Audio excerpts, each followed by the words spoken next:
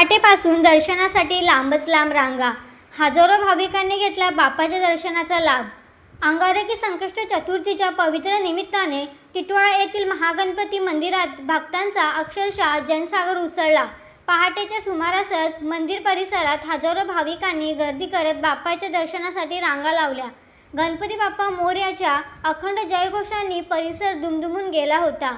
श्रद्धा, भक्ती आणि उत्साहाचा संगम अनुभवण्यासाठी मुंबई, ठाणे आणि परिसरातील भाविकांनी मोठ्या संख्येने उपस्थिती लावली. पहाटे 3 वाजता गणरायाला विधिवत दुग्धाभिषेक करण्यात आला. त्यानंतर आरती संपन्न होताच मंदिराचे दरवाजे भाविकांसाठी खुले करण्यात आले. दरवाजे उघडताच दर्शनासाठी लागलेल्या रांगांनी क्षणातच प्रचंड लांबी गाठली. सकाळच्या पहिल्या प्रहारापासूनच भाविकांची वर्दळ वाढू लागली आणि सूर्योदय होताच गर्दीने वेग घेतला.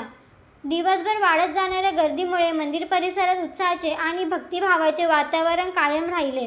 मंदिर प्रशासनाने यंदा विशेष नियोजन करत सुरक्षा आणि दर्शन व्यवस्थेला प्राधान्य दिले होते.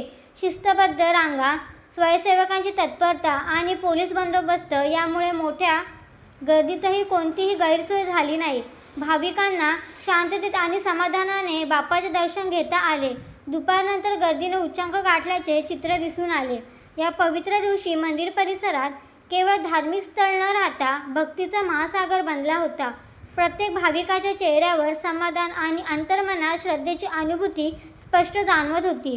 दरम्यान या दिवशी आयोजित अन्नदान उपक्रमानेही विशेष लक्ष वेधले. विजयभाऊ देशेकर यांच्या श्री सिद्धिविनायक अन्नक्षेत्र मंडळाच्या वतीने हजारो भाविकांना महाप्रसादाचे वाटप करण्यात आले. साबुदाणा खिचडीचा प्रसाद शिस्तबद्ध पद्धतीने वितरित करण्यात आला.